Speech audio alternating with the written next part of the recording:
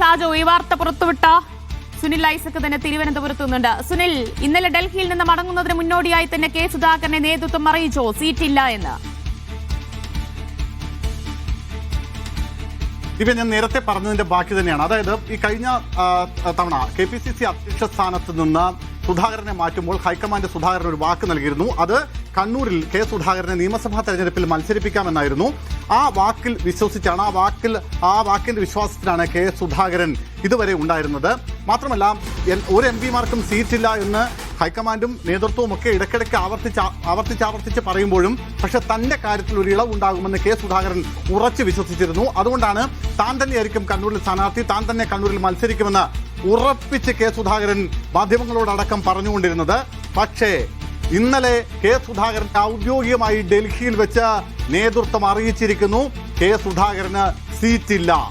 കേരളത്തിലെ ഒരു MP-മാരെയും ഈ നിയമസഭാ തെരഞ്ഞെടുപ്പിൽ മത്സരിപ്പിക്കേണ്ട എന്നതാണ് ഹൈക്കമാൻഡിന്റെ തീരുമാനം. അത് കെ സുധാകരൻ ബാധകമാണെന്ന് ഇന്നലെ കെ സുധാകരനെ നേതൃത്വം അറിയിച്ചു. KPCC അധ്യക്ഷൻ സണ്ണി ജോസഫാണ് കെ സുധാകരന്റെ അടുത്തെത്തി നേരിട്ട് ഇക്കാര്യം അദ്ദേഹത്തെ അറിയിക്കുന്നത്. പകരം പക്ഷേ ഒരു ഫോർമുല കോൺഗ്രസ് നേതൃത്വം കെ സുധാകരന് മുന്നിലേക്ക് വെച്ചിട്ടുണ്ട്.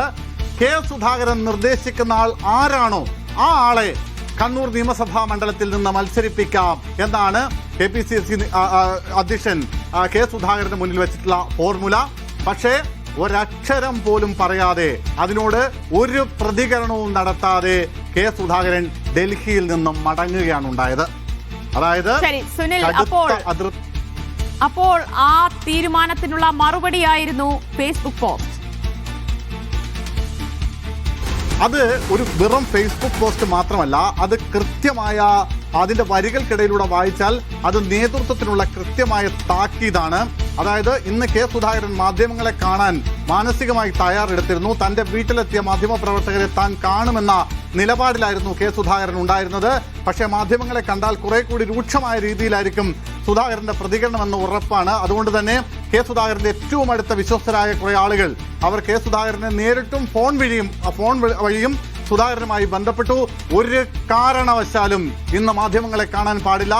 ഏതെങ്കിലും തരത്തിൽ ഒരു അയവ് വരുത്താൻ അല്ലെങ്കിൽ ഏതെങ്കിലും തരത്തിലൊരു സാധ്യത ഇനി ഒരല്പമെങ്കിലും, അതായത് 1% സാധ്യത കെ സുധാകരന്റെ മുന്നിൽ ഉണ്ടെങ്കിൽ അത് ഇല്ലാതാക്കുന്ന തരത്തിലായിരിക്കും മാധ്യമങ്ങളെ കണ്ടാൽ ഉണ്ടാകുന്ന അതിന്റെ ഒരു പരിണിത ഫലം. അതുകൊണ്ട് ഒരു കാരണവശാലും മാധ്യമങ്ങളെ കാണരുതെന്ന് കെ സുധാകരനോട് അദ്ദേഹത്തിന്റെ ഏറ്റവും അടുത്ത വിശ്വസ്തരായ ആളുകളൊക്കെ പറയുകയും ചെയ്തിട്ടുണ്ട്. അതനുസരിച്ചാണ് ഇന്ന് മാധ്യമങ്ങളെ കാണുന്നില്ല എന്ന തീരുമാനത്തിലേക്ക് കെ സുധാകരൻ എത്തിയിരിക്കുന്നത്. അങ്ങനെ ആ സീറ്റില്ല എന്ന ഉറച്ച നിലപാടിൽ നേതൃത്വം മുന്നോട്ട് പോവുകയാണെങ്കിൽ അതിരൂക്ഷമായ രീതിയിലായിരിക്കും സുധാകരന്റെ പ്രതികരണം ഉണ്ടാവുക. വലിയ തോതിലുള്ള പ്രതികരണം സുധാകരന്റെ ഭാഗത്തു നിന്നുണ്ടാകും. കേന്ദ്ര തലത്തിലുള്ള ഒരു നേതാവ് തനിക്കെതിരെ മൂവ്മെന്റ് നടത്തുന്നു എന്ന തരത്തിലാണ് കെ സുധാകരൻ ഇപ്പോൾ.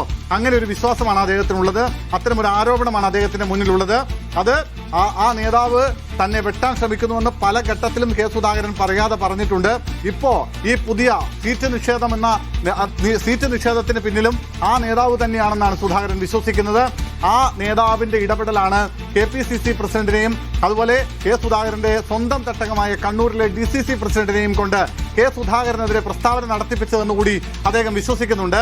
മാത്രമല്ല ശ്രദ്ധിക്കണം, കണ്ണൂർ DCC പ്രസിഡന്റ് ഇത്രയധികം പ്രശ്നങ്ങൾ ഉണ്ടായിട്ടും ഇത്രയധികം വൈകാരികമായ ഒരു കുറിപ്പ് സുധാകരന്റെ ഭാഗത്തുനിന്നുണ്ടായിട്ടും സുധാകരന്റെ വീടിന്റെ പരിസരത്തേക്ക് പോലും വന്നിട്ടില്ല എന്നത് ഏറ്റവും ശ്രദ്ധേയമായ ഒരു കാര്യമാണ്.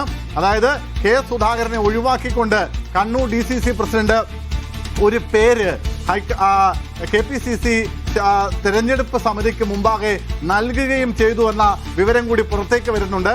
അതുകൂടിയാണ് കെ സുധാകരനെ വലിയ തോതിൽ രോക്ഷാകുലനാക്കിയിരിക്കുന്നത്. നമുക്കറിയാം, സണ്ണി ജോസഫ് ആയാലും ഇപ്പോഴത്തെ DCC പ്രസിഡന്റ് മാർട്ടിൻ ജോർജ് ആയാലും ഒക്കെ കെ സുധാകരൻ വളർത്തിക്കൊണ്ടുവന്ന നേതാക്കളാണ്.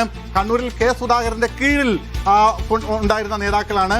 അവരെയൊക്കെ ഇന്ന് കാണുന്ന സ്ഥാനത്തേക്ക് നോമിനേറ്റ് ചെയ്തതും അവരെയൊക്കെ ആ സ്ഥാനങ്ങളിൽ പ്രതിഷ്ഠിച്ചതും ഒരുപക്ഷെ ഒരു പരിധിവരെ കെ സുധാകരന്റെ ഇടപെടലാണ് എന്ന കാര്യത്തിൽ ഒരു സംശയവുമില്ല.